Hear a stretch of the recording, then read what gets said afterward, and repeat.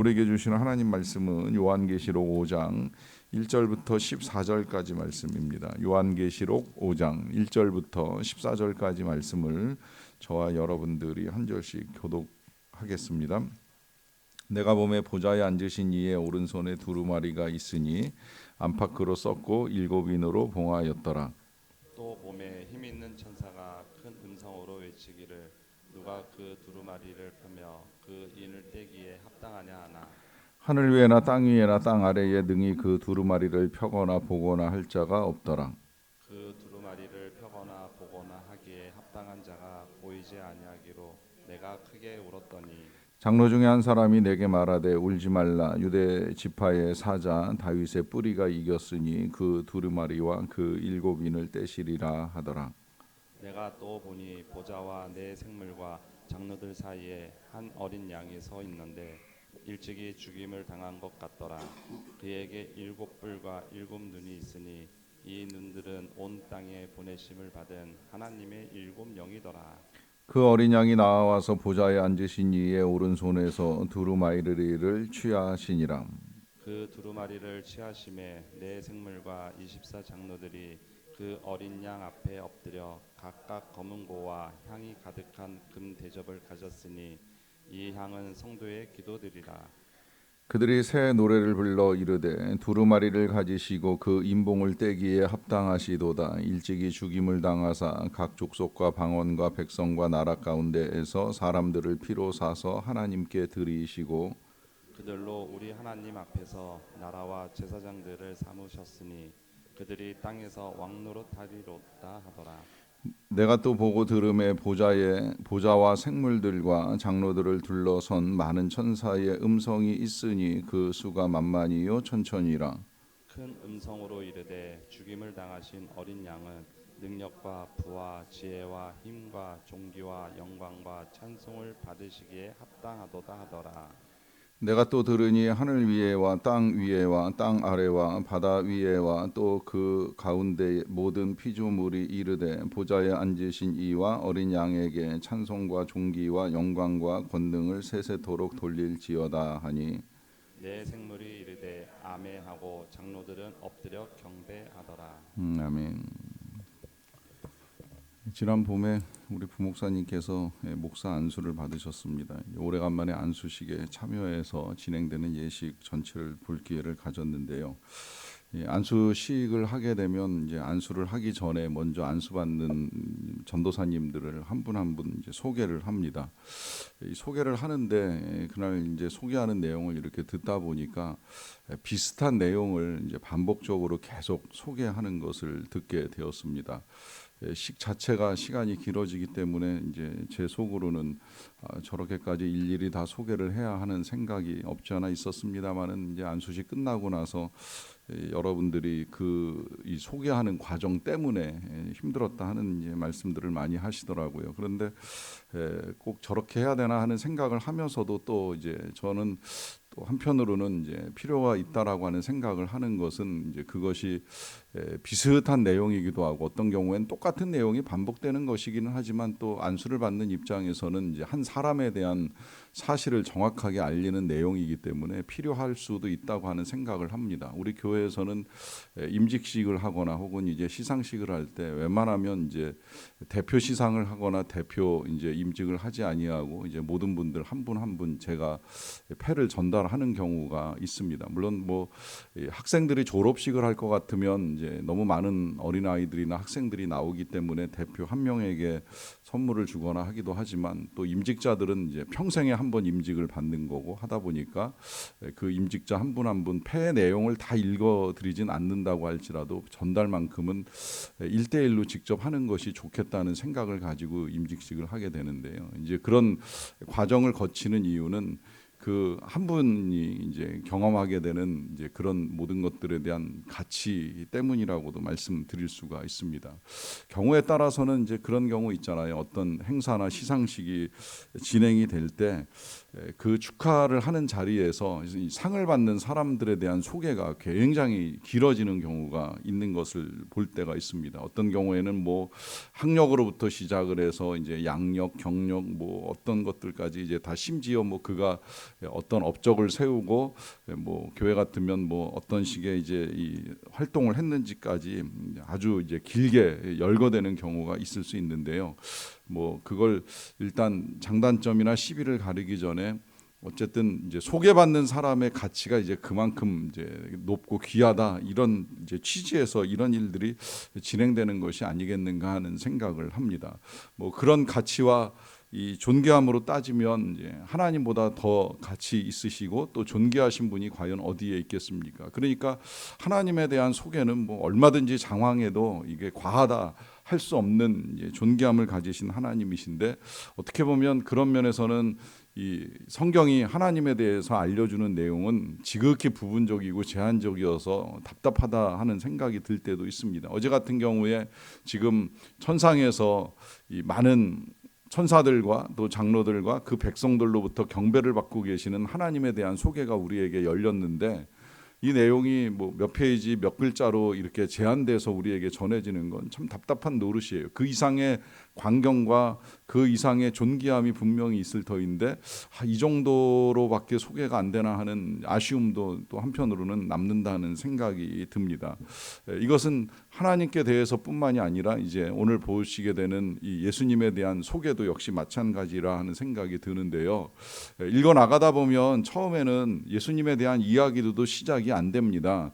전혀 다른 이야기를 하는 것처럼 시작이 되는데, 실상 이 이야기가 이렇게 시작이 되는 이유도 저는 예수님을 우리에게 좀 더 알려주기 위해서 이제 이와 같은 앞부분의 설명과 절차가 있었던 것은 아니겠는가 하는 생각이 드는 것입니다. 그 소개는 이렇게 시작이 돼요.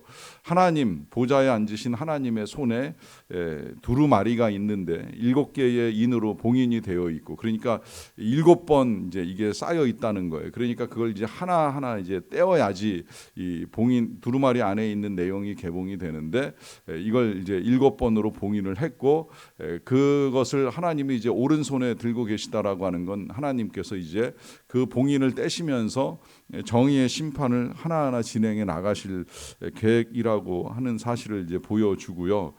그리고 그 봉인을 떼기에 앞서서도 천사가 큰 음성으로 이렇게 외칩니다. 누가 그 두루마리를 펴며 그 인을 떼기에 합당하냐라고 하는 질문입니다. 그러니까 하나님의 손에 들려져 있는 하나님의 계획, 그 두루마리 안팎으로 기록되어 있는 그 내용을 감히 열어서 이제 이 땅과 인류들에게 선포할 수 있는 자격을 가진 사람이 과연 누구이냐라고 하는 이제 사실을 알려줍니다.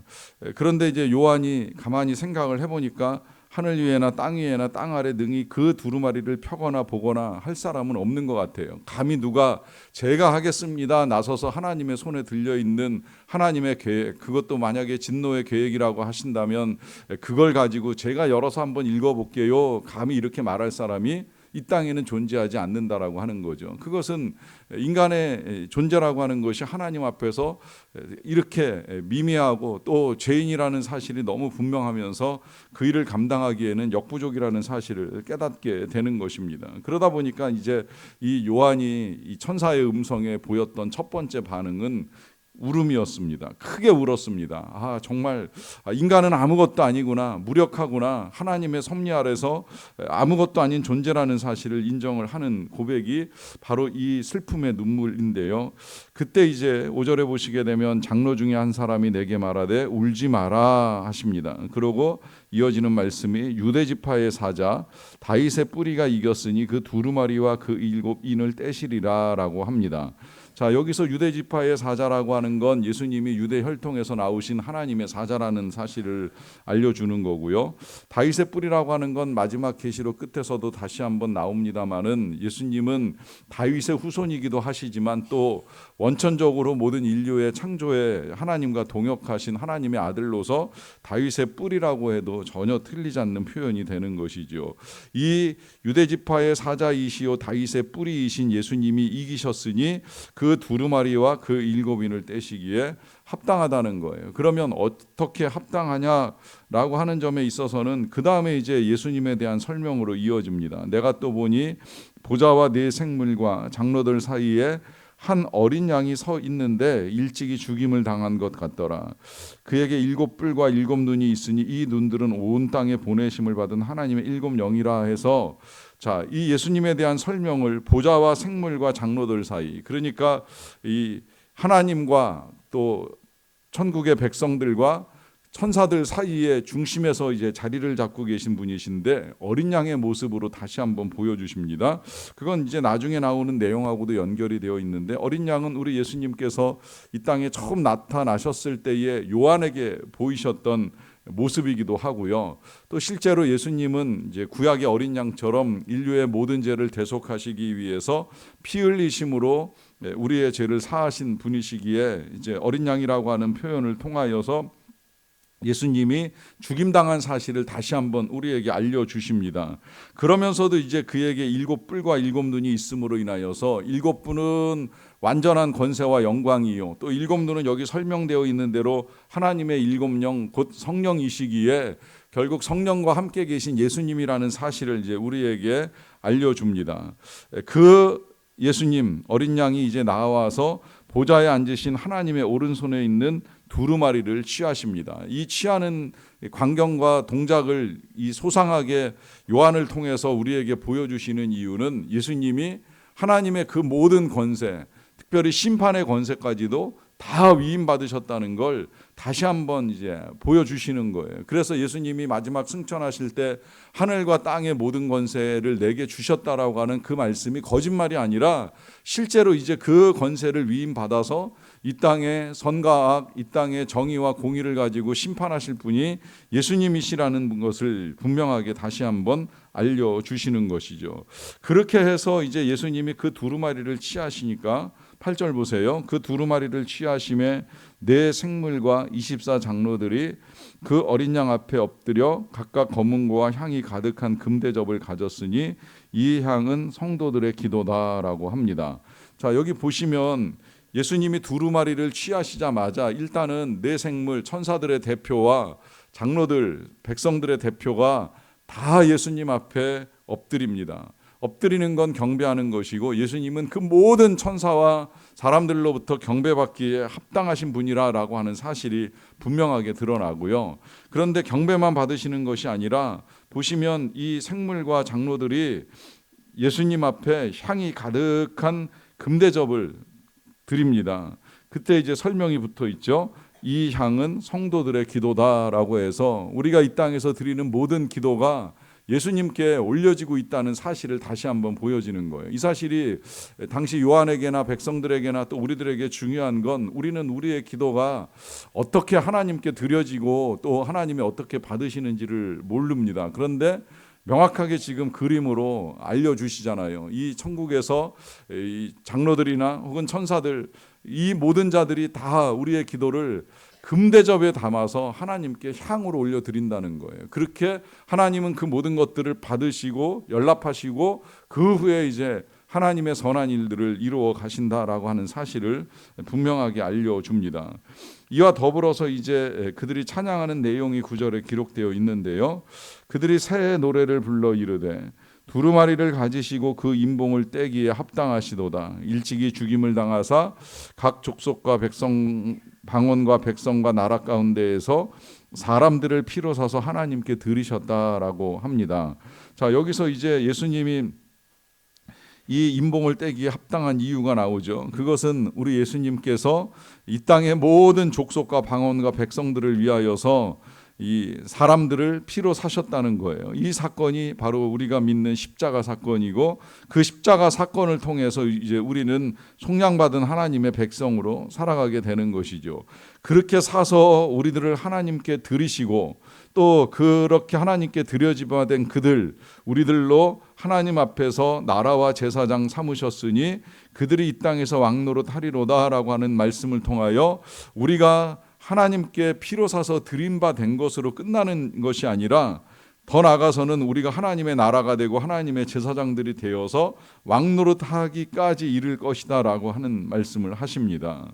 그러다 보니 이제 이 예수 그리스도의 이와 같은 일들을 보고 들으면서 보좌와 생물들과 장로들을 둘러선 많은 천사들의 음성이 다시 한번 찬양으로 예수님께 드려집니다. 그것이 12절 내용인데요. 죽임을 당하신 어린 양은 능력과 부와 지혜와 힘과 존귀와 영광과 찬송을 받으시기에 합당하도다라고 하는 말입니다.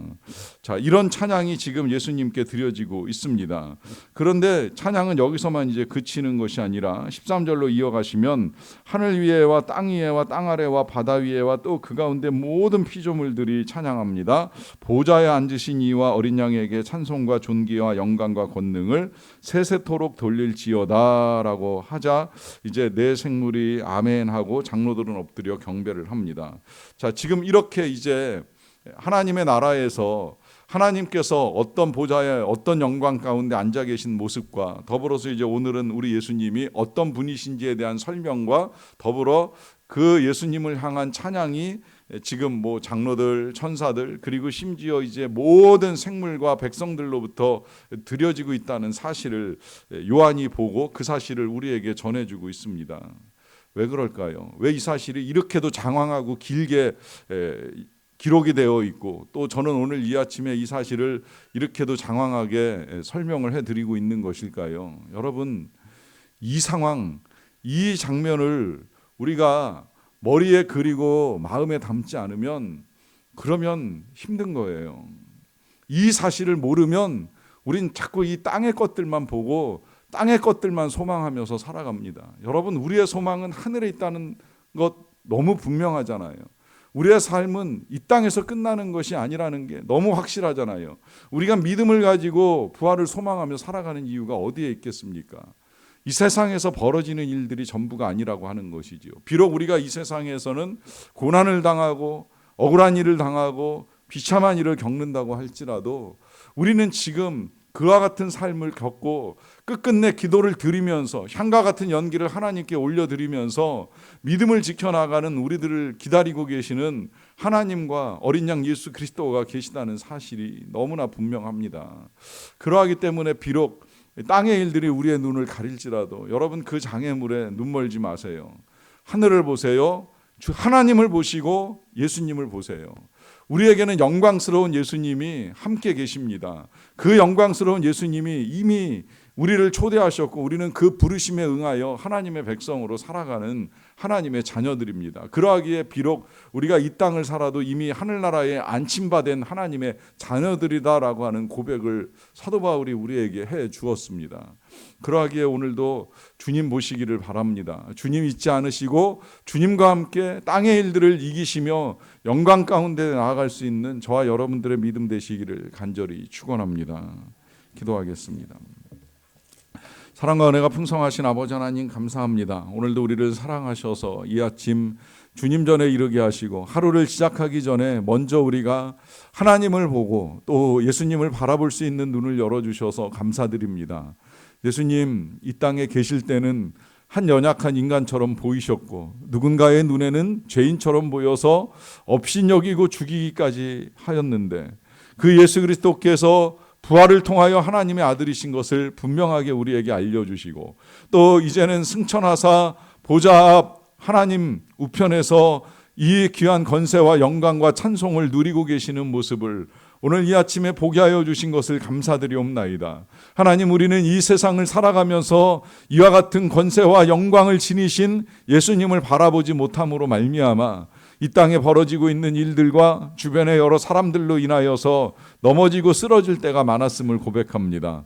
다시 하늘을 향하여 눈들게 하시고 주님을 바라보는 믿음의 안목을 열어주셨사오니 하나님 이 귀한 믿음 가지고 오늘 하루도 승리하며 살아가게 되기를 간절히 원합니다. 비록 이 땅에서는 우리가 많은 고난과 슬픔과 억울하고 답답한 일들을 겪어나갈지라도 이 모든 것들이 지나갈 것이요 우리의 기도가 하늘의 향처럼 상달이 되며 하나님께서 우리를 위하여 예비하고 계신 응답과 보상 그리고 면류관과 영광을 생각할 때에 하나님 능히 이길 것이라고 하는 믿음을 가지고 오늘도 나아갑니다. 이렇게 하나님의 나라와 의를 구하며 살아가는 모든 주의 백성들의 삶에 필요한 것 약속대로 채워주시고 은혜 가운데 더하여 주시기를 간절히 원합니다. 각 가정, 각 성도들 그리고 각 가족들에게 필요한 것들을 아시는 우리 하나님께서 헤아려 주시고 살펴주시고 채워주시고 부족함이 없게 하여 주시고 넉넉하게 하시는 하나님의 은혜를 누리게 하여 주시고 그와 같은 은혜를 누릴 때에나 못 누릴 때에나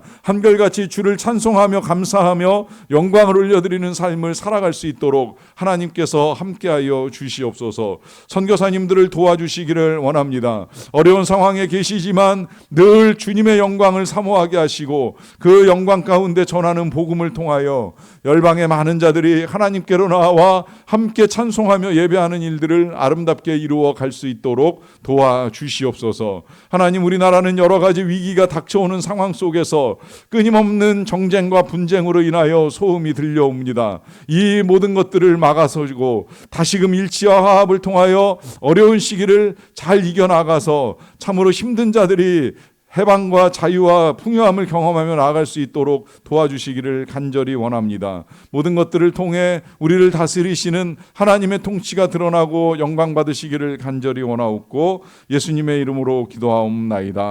아멘.